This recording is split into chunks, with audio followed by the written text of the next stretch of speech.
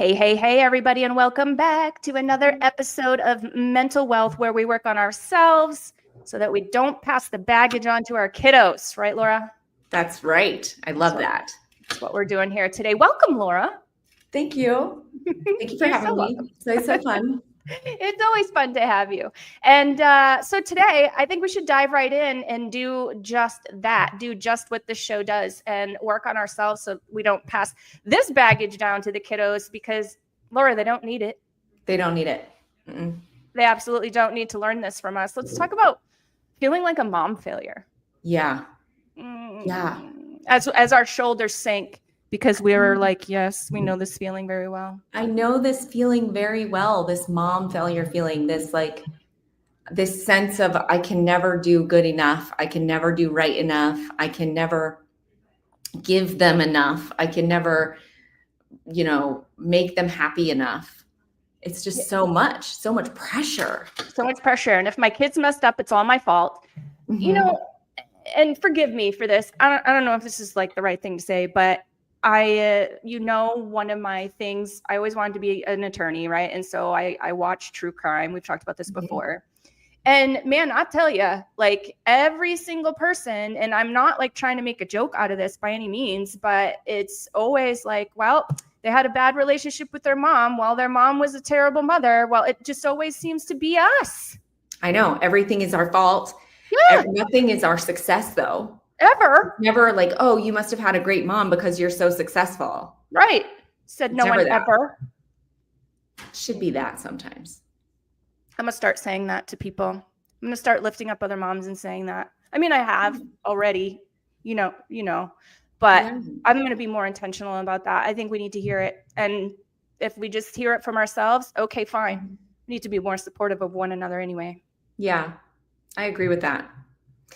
I think it's so hard. We put the pressure on ourselves. Our kids put the pressure on us because we're the scapegoats a lot of the time. Mm-hmm.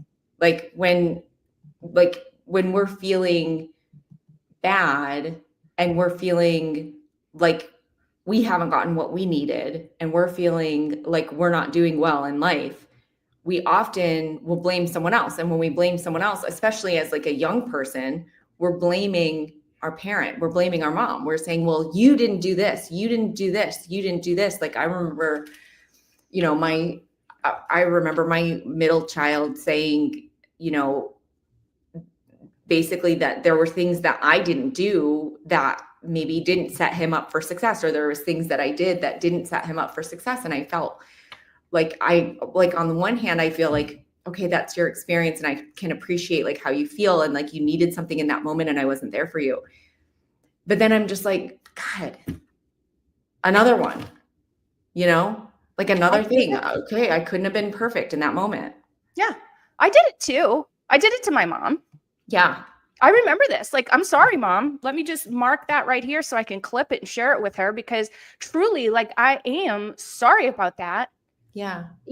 Growing up and thinking about what, my experiences, it was probably a pretty rare occasion where I blame my dad, and he could have been brought into that a lot more than I did. Yeah. Yeah. I feel like I did that to my mom too. I pushed her away when I needed her the most. Yeah. And she got all the blame. She got all the blame for everything. And then, now as an adult, that was misplaced. That was clearly misplaced blame. I mean, there's obviously things in our life that don't go the way that we feel like they need to go, or we feel as human beings, we can feel rejected. We can feel failed, like somebody failed us. We can feel disappointed. That's a better word. Mm-hmm. We can feel let down. And as kids, we're so like anchored towards that mom figure, right? Like we're so attached to that mom figure that when we do feel that way, we have this longing for our moms to come in and fix it and make us feel better. And they aren't always there because they can't be. Right. And that's not their fault. And that doesn't make them bad moms. it's like this automatic thing where we like automatically blame our moms for any time that we feel alone. Mm-hmm. And I think that sucks. It does suck. And like, I wish I knew where that came from. Why are we programmed like this, Laura? Biology, man. Right? So there's this book, it's called Eve. And it's from an evolutionary perspective. So it might not be for everybody, but it's from an evolutionary perspective about the human motherhood, and then motherhood across like species, like animals and motherhood, whatnot. and how we've evolved and everything. And it is fascinating. And one of the takeaways is human motherhood relies so much on community and like obstetrics and modern medicine in order to be survivable. Like we rely so much on that community to be survivable. And because human motherhood is like one of the most difficult and unsurvivable like experiences, it's one of like the most evolutionary, biologically difficult experience that can possibly exist. Mm-hmm. That's because of our bodies, but it's also because of our minds. I know I've said this on our show before, but basically we're programmed to survive, right? We're an organism first. Mm-hmm. So I'm an organism as an individual. But then when I'm having a child, our pregnancy and our like birthing process is so invasive that it takes up so much of my cellular function that I can't tell the difference between me and the baby, the child. There is no difference anymore. And then when the baby's born, the baby doesn't know the difference between them and us. Mm-hmm. They don't even know that they're a separate person from us. They think that they're us and we're them. And it's like we share cells because it's so connected. So connected. Yeah. And so when my instinct is to survive for myself, there's a threat. The baby sometimes is a threat to my survival because the baby needs something or the baby is in danger. And like, if the baby's suffering, then I'm suffering. And it's like, who do you save? So then it's like this explosion of conflict. I have to save myself, but I have to save this child and I can't do both. Mm-hmm. And so it's like, it's this impossible conundrum that is human motherhood, which is this competing survival needs. And this, like, it's not winnable. It's not winnable. I find it to be so challenging in that way, especially for those of us who've experienced like trauma ourselves, like attachment trauma. Mm-hmm. When we've experienced attachment trauma, we reenact that attachment trauma with our child, and then the child themselves becomes the threat. Mm-hmm. And so then we're defending ourselves against the child, which is making the child in distress, which then activates our survival system. And then we're like fighting against ourselves. And it's just this horrible cycle of pain and despair. Mm-hmm. So moms have been dealing with this for a long time, is what you're saying. That's what I'm saying. I'm saying this is deeply, deeply ingrained in human motherhood. Mm-hmm. And so you're not alone, moms who feel like this is an impossible task. We were actually talking about this on Good Morning Mom Nation the other day, and and we run that live. So, we get comments and we'll often talk about the comments when they come up. And one of our viewers said, if motherhood was an Olympic sport, I'd be a gold medalist. Mm-hmm. And I'm like, you know what? It's funny, but it's true. Like, it feels like a damn Olympic sport. Yeah. It's endurance. It's like it's like endurance, it's high intensity. It's like a high intensity class, but also like at a marathon pace. Yeah. Like, or marathon length. Like, it's like never ending. And it's just this constant like battle for like trying to get everything right all the time and deal with all these people's needs. Yeah. And then we have the guilt portion.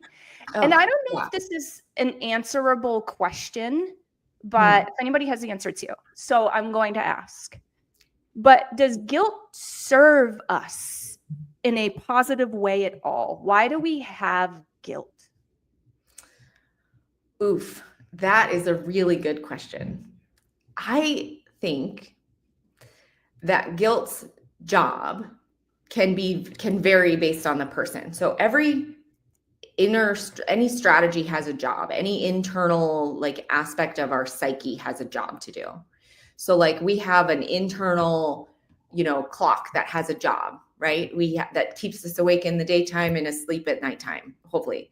And unless you're a mom over 40. That's right. And then, it's all out of whack. But we have these internal aspects of ourselves that have jobs to do. And so our emotions are that way too, right? Like anxiety's job is to warn us that danger is coming. Mm-hmm. It's a signal. So guilt's job can vary by the person.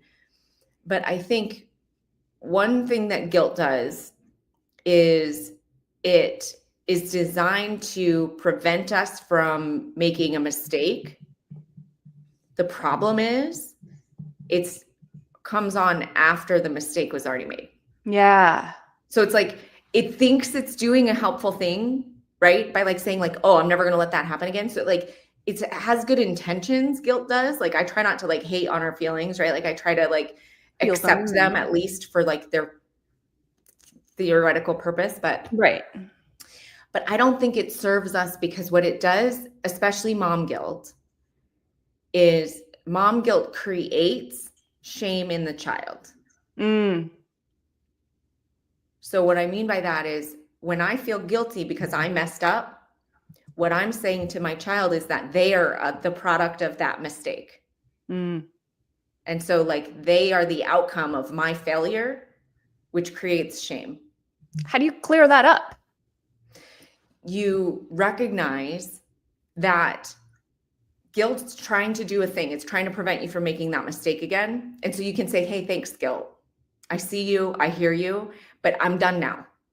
I'm done feeling guilty, and I'm going to move forward. I'm going to take my moment in time, and I'm going to be like, I really botched that, right? Like the wheels fell off, because that happens, right? So, okay, fine. The wheels fell off. And now I'm going to put the wheels back on, and then I'm going to go forward from here, and I'm going to pick up where I actually am, because guilt keeps me in the past. It talks to me about what I've already done. It talks to me about what happened before or what could have happened instead. And so guilt is telling me about things that I already know. It's not necessary to keep replaying that. I need to get into the present moment, and I need to move forward in my current reality. And in my current reality, that's where I can operate in a different way. I can make a different choice. I can do a different thing. Not only that, but the other thing about guilt is that most of the time, it's like not even based in fact. Yeah, that's the thing. It's not even based in anything real. It's a feeling, not a fact.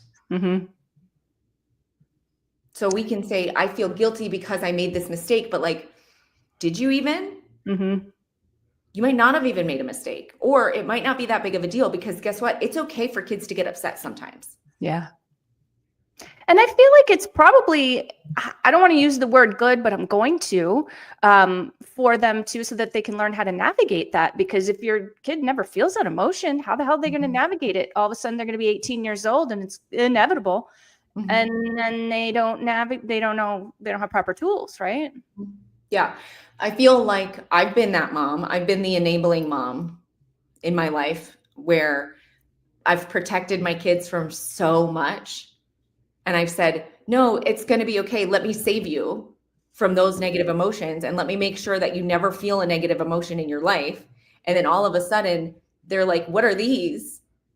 This is hard. I don't like this. I don't know how to deal with it. What am I going to do? And then you put them in therapy, and that's the cycle, right? But that's my stuff. That's my baggage, saying, I don't want to feel guilty because I don't want my kid to be upset. And so I don't want to feel guilty, right? Because when my kid feels upset, I feel bad. And so I'm going to make sure my kid never feels upset. That's about me. That's not about them. Right. And there could be some past stuff there, right? Obviously. Totally past stuff. Yeah. I don't think I sent this to you. You know how sometimes I just randomly send you memes and stuff that I see? Well, this one was real good. It was the other day, and I think I saved it. So if you're interested, I can send it to you. It's a good one. But it's these two people. They're kind of like cartoon people facing each other. And it's one guy here, and he said, you know, it'd be a lot easier if you put that down. And he said it to another guy who was carrying this huge sack on his back that said past. Yeah. Not so good. That's so good. I have like chills. I know. That's so good. We just hold on and just, we strap it to our back and we say like, because of these things I learned about myself, because of these things I was told about myself, because of the way I was treated by other people, I am basically using those things to determine what I deserve today, what I deserve now. And that's not fair. And I think we just do that as moms. Like, we think about every single time our kids got upset. We do that every single time our kids, yell at us or even say, I hate you, right? Mm-hmm. That's the worst. And we just hold on to all these things that we've done in the past that, like, oh, well, if I had put them in this school instead of that school, if I had, fed them all organic, or if I had eliminated food dyes, or if I had, made them not eat sugar, I don't know, all the things that we do. Because all the things that we do that we, or that we haven't done, that we learned about today, like, I can relate to this, like, as a mom of adults, there's 1,000 things I would have done differently. Yeah. Things that I know now that I didn't know back then. Like, a good friend of mine she has a little baby and he's just 1. And I'm like watching her, like, use her knowledge and skills and like resources to like raise this child in a meaningful and intentional way. And I'm jealous. And I know she listens and she's going to know who I'm talking about, but I'm jealous that she gets to do that because I don't get to do it again. And I don't know if moms out there who have older kids can relate to that, but like, I'll never get another chance to do it again. Well, and I feel like you bring up a point I kind of want to dive into a little bit. I feel like it is assumed that we know how to raise kids. It is assumed that we know everything. It is assumed that we know the right way of doing things. But how do we know if we haven't been taught? Right. That's exactly right. It's assumed that because we can have this child that we know how to raise it. And I didn't know. I was so young. I was a child having children, and that's developmentally, like, my brain wasn't ready, wasn't capable. Wasn't there yet. Yeah. It wasn't there yet. Like, my full frontal cortex hadn't been developed yet. Like, I didn't even have a frontal cortex. But I had to still do it anyway. And I did the best I could. And I think about this a lot. I think I even thought this today. Like, I have done the best I could. And there are so many things that I did right. There are so many things that I did right. And I have to remind myself, and I tell myself that, like, no, you taught them how to say please and thank you. You taught them how to appreciate people. You taught them how, right? Like, I'm thinking about all the things I did right. And I don't think we do that enough. I don't think we do at all. I mean, your list is quite long. You made it very short there. You taught them how to be good men. You taught them how to be responsible. They're very polite. Every time I bump into your kids, they're extremely sweet. They acknowledge me. You know how many kids don't? Right. And I'm not throwing shade at anybody out there, but that's awesome. Like, that is something to be proud of. You have a huge long list of things, personally, from my perspective, that I feel like you did amazing. And, because I know your story and your background, with not much help, Laura. Yeah. I appreciate that. It's one of those things where it's so easy to focus on the pain and the problems and like the tough stuff where it's like, I wish this didn't happen, or, I let them down on this day or something. Mm-hmm. It's so easy to focus on that. And so we really have to make an on purpose effort to say, no, I did these things right. Mm-hmm. I did a good job. And I think we also, just like you said, when you had kids, your brain wasn't fully developed yet because you weren't old enough yet. I Right. feel like oftentimes we forget that about our kids too, Mm-hmm. is that, they're just figuring out emotions. They're just figuring out who they are. They're just figuring out the world. They're just figuring, and they're dealing with a lot of stress in our world today. And that's not to say that decades ago kids didn't deal with stress, but I think it's a very different stress. That they're having to fight every day. Mm-hmm. And so I feel like it's important to take a step back and realize that too. Like, it's not, necessarily all our doing. Mm-hmm. They're still kind of figuring stuff out as well. Yeah, there are so many variables. And I tell moms that all the time. I'm like, we're not the only variable.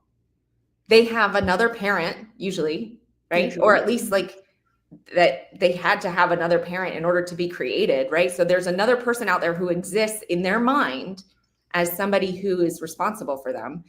There's, they have a school, they have friends, they have media, they have phones, they have influence, they have all these things that are outside of our little actions like that we take every day.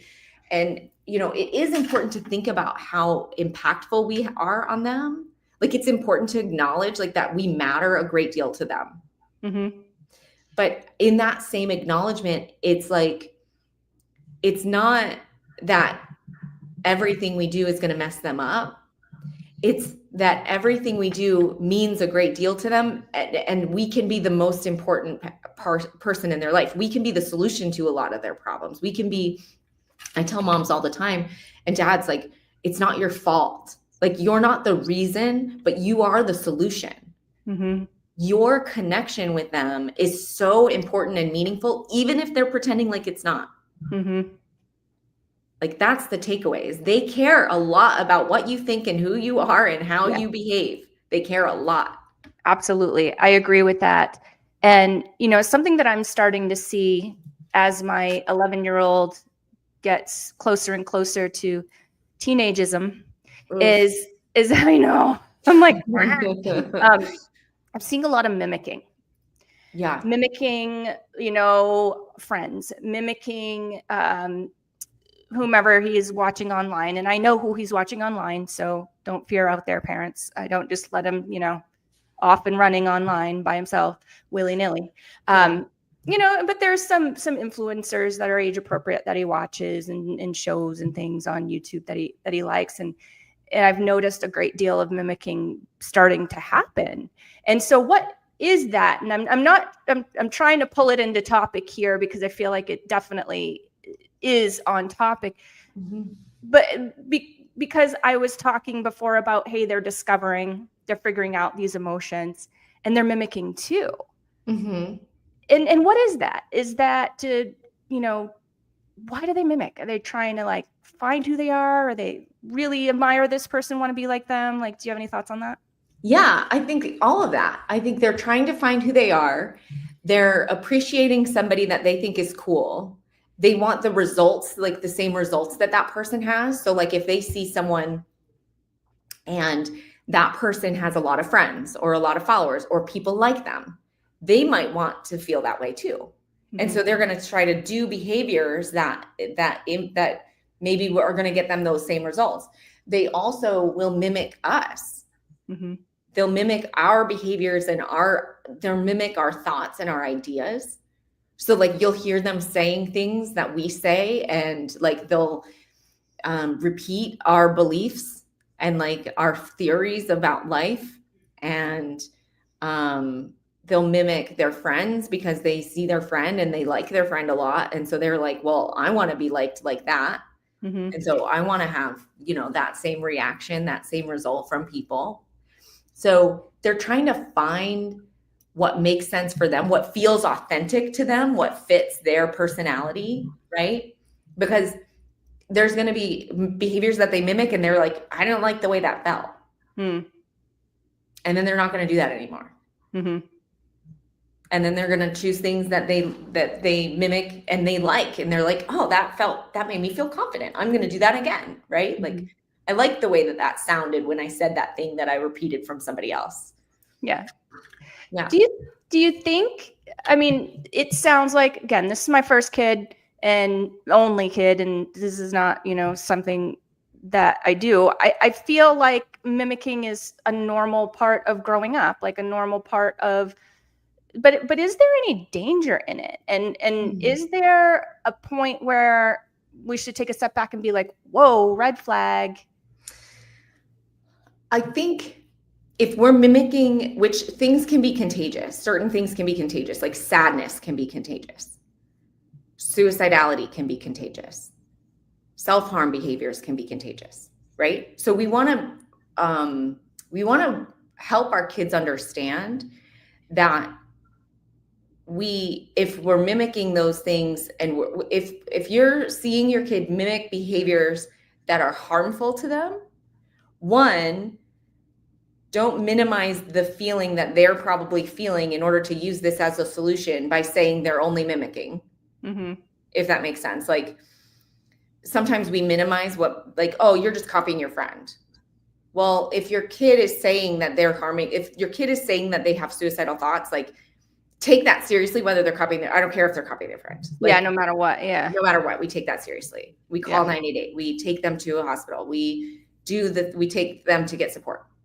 So that's the first thing, is to not minimize what they're going through with their mimicking. But those are red flags. Like, when we're mimicking and when we're seeing a lot of behaviors like that are harmful to us, that can be really dangerous mimicking. And we want to feel like we belong. Mm-hmm. We have to be part of the community, the crowd. We have to have a tribe. We have to, in order to survive and keep our species going, right? So we're social beings. And when we see other people doing things and those people are successful, then we're going to try to do those things to be successful. Like, if I see somebody, hunting and fishing and they're using a lure that's working, I'm going to use that lure, right? Okay. I'm going to that's kind of where we're coming from with the mimicking. Like, we're trying to get to that same success.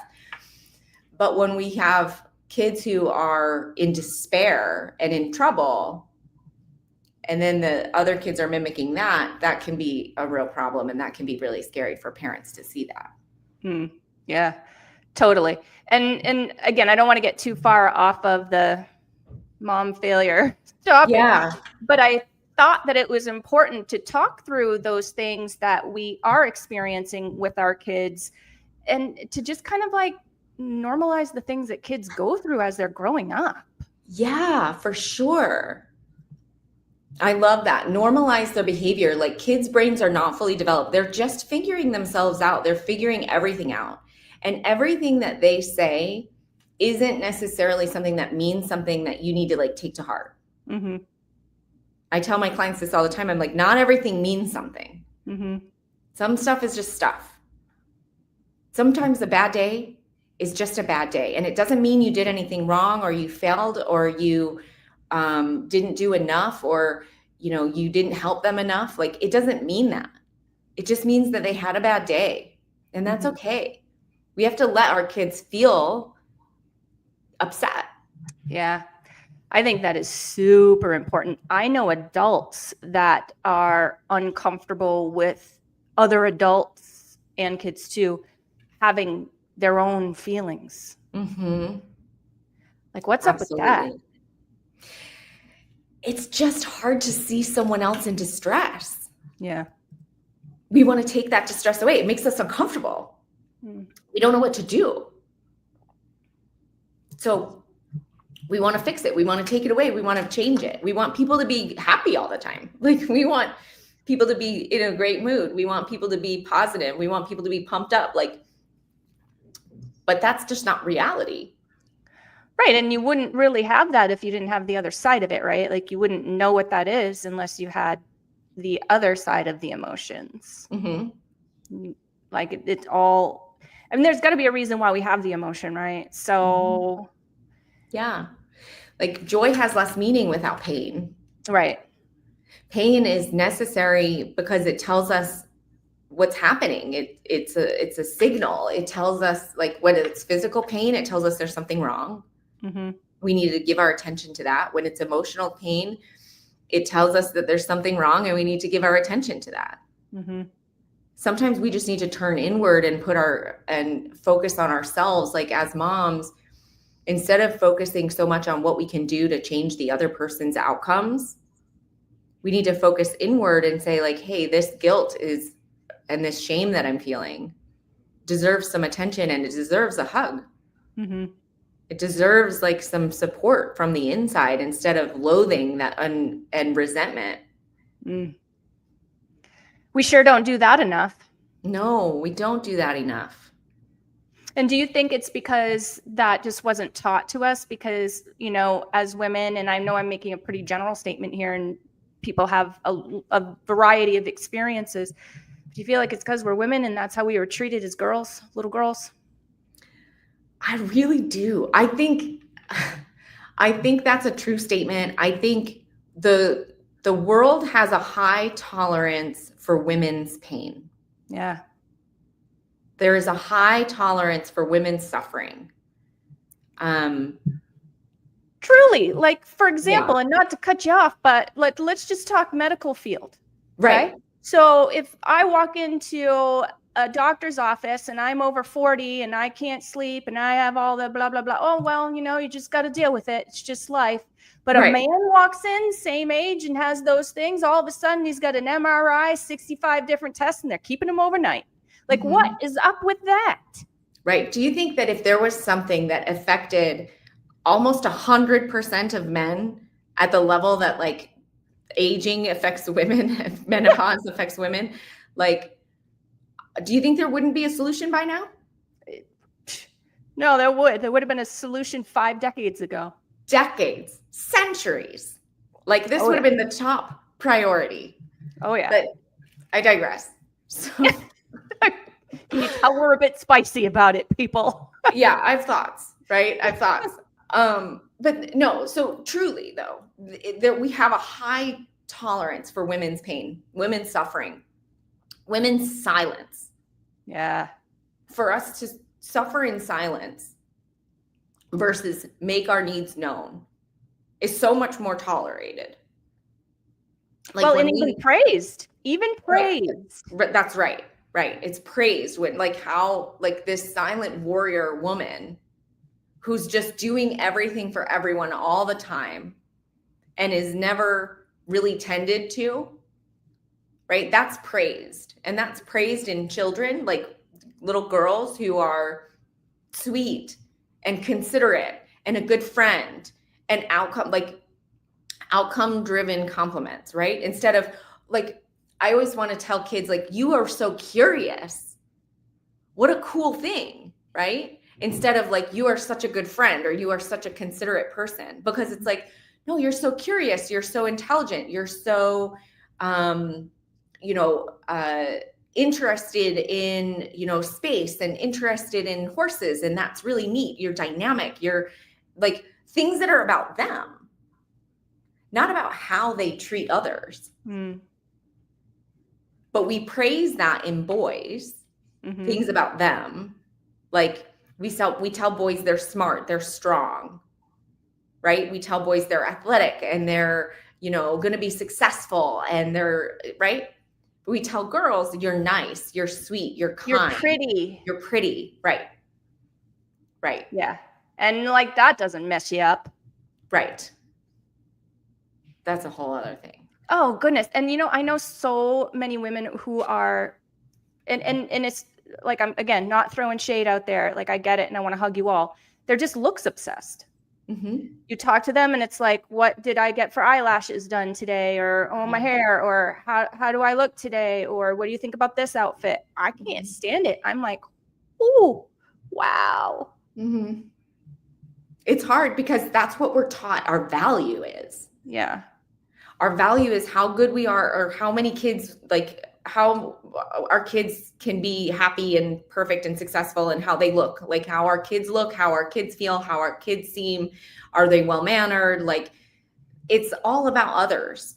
How do we look for someone else? Like, how do we show up? How do we present ourselves? Like, it's never about what's on the inside. Never. Like, I can think about several occasions, hundreds, maybe thousands of occasions after I had my son, and I think people mean well, but the compliment was, "Oh, you look so good for having a baby 3 months ago." How about I kicked this thing's ass called motherhood, and I worked through the whole thing, and like all the cool things that I did, not just that my stomach's a little flatter. Come on. Right. I think that compliment it's nice to hear compliments, right? Mm-hmm. Like, it's flattering, it's fun. But sometimes it makes us feel like we're less of a person. Yeah. And we're less important. And then that goes back to, I'm not doing good enough. I'm not worth enough. I'm not worthy of asking. Like, I see posts about this, and this could be a whole nother topic, but I see where moms are saying, my husband does so much for our family, but I'm just a total failure. I can't keep a clean house. I can't keep my kids doing well. Like, it's hard. It breaks my heart. I know the post you're talking about. Actually, I just came across it before the show. And she actually said, and maybe I should have had it handy, I'm so sorry. She actually said, "I'm not a good person because of this." Yeah. That makes me so sad. Me too. Because this woman deserves support. She deserves someone to say, like, you are an important person. You matter. You are an individual who is valid and valued for just existing. Right. And let's dive into why you feel like you need to keep the house better than you do. Is this one of those unrealistic expectations that we get because we're surfing social media all day long and everybody's house that we see is pristine? Mm-hmm. Is that what it is? It could be that. It could be that your husband is misogynist and is treating you badly and demanding things of you that are unacceptable and unrealistic. Right. Or maybe there's too much on your plate. Do you have a zillion other responsibilities? Or do you have a mental or physical health ailment or obstacle? Right. There's 1,000 reasons why your environment isn't pristine that don't have anything to do with who you are and your character. Right. When she said, "I'm not a good person," my heart just sank. Yeah. Because it is so not tied to that, right? Like, your ability to be a good person is not tied to how well you keep your house clean. It's just no. Or it's not tied to how well-behaved your kids are. And it's not tied to, how well-groomed your kids are. Or, how well they're doing in school. Like, we need to let ourselves off the hook a little bit. Yeah. Because as moms, we have these people who depend on us. And if we're treating ourselves crappy, and if we're showing them that we don't deserve anything good, and we don't deserve any recognition, and we don't deserve any happiness, that's what they're going to expect out of their relationships and in their life. And that's what they're going to end up thinking of themselves. That's right. That's huge. I think, I'll just use my own personal life. I don't think about that enough. Like, what am I teaching my kid without thinking I'm teaching my kid? You know what I mean? Yeah. My youngest called me out the other day for working too much. He said, "You are exhausted and you're over the limit." You're like, "Thanks, kid." And I was like, Yeah, no, you're right. That's Yeah. true. And he's like, what are you doing about it? I'm like, well, right now I'm going to think about myself, and I'm gonna think about what you just handed to me, and maybe take myself to my room Yep. and think about what I've done for a little Yep. while. But yeah, he really called me out, and I have to think, what am I like? I love what you just said. What am I teaching them without teaching them? Mm-hmm. I think we need to think about that. It's giant because I don't know, like my mind just went right, because now every single incident that I have going forward for the rest of my life, I'm going to be like, okay, what is my intention here? What do I think I'm teaching, but what am I actually teaching? Yeah. You know what I mean? Yeah. Yeah. That's so big. I agree. Is there anything else about being a mom failure, feeling like a mom failure, that you think is important to dive into for this episode? I know it's like we've kind of shot off in a few different directions where we're like, ooh, that's another show. Ooh, that's another show. So I feel like it like has arms and legs, and we could probably sit here like normal and talk for 6 hours. But is there anything else that you think is important to say, is important for moms to hear? I think it's important for moms to remember that their success is what their kids are looking for. Their happiness is all their kids want. Yeah. We want to see our moms happy. We don't want to see them sad and burnt out and exhausted. We want to see them happy, confident, and successful, because that makes us feel our best as kids. Mm-hmm. And so we've got to remember that too. Giving yourself the opportunity and the freedom to be happy and confident and successful is really a gift to your kids. Mm-hmm. And what do you think about this? So I feel like this happened to me. So I had a caregiver that had a cycle where they would have anxiety, stress, whatever it was going on in their body. It came out as anger, and it was usually around the holidays. And I found myself in that same pattern. Yeah. And I was like, why am I so pissed? It's Christmas. Yeah. I don't have a reason to be. And then I had to, obviously dive into the source and into the trigger and blah, blah. And so I dove into it, and that's what I came up with. Yeah. We just repeat these patterns and cycles. So we can teach our kids this. Right. And they won't even know what's going on. They will have no idea. And we can teach them that self-care and taking breaks and giving ourselves grace and not trying to be perfect all the time. We can teach them that that's good work, and that's, healthy, so that they can live a healthy life cycle. Yeah. Yeah, because we definitely don't want them to be striving for the perfection that we strive for and guilt ourselves for all day long, every day. No, please don't pass on that. Please don't. It's what the show's about, guys. These are the things that we dive into so that, and you don't know what you don't know, right? So if you're like riding along life in this pattern and you don't even know it's a pattern, it shows like this that kind of open up your eyes. Like my mind just got blown a couple minutes ago, right? Like it shows like this where you could be like, oh yeah, really makes you think. Because sometimes I feel like we run on autopilot. Yes, we do. So we've got to be intentional. We got to take this time for ourselves and start thinking differently so that we can be different and we can give our kids something different than what we had. And we want that, right? Like, how many parents have you spoken to? And it's weird to me because it's usually a physical thing. Like I'll say, they'll say, I just want my son or daughter to, have more than I had, or to have a better education than I had, or to have a better house, a better retirement, a better da-da-da-da-da. It's a rare occasion that I hear, I want them to have better mental health than I had. Yeah. I want them to be more emotionally intelligent than I was. Why don't we hear that? I don't know, but that's what I want. What I want.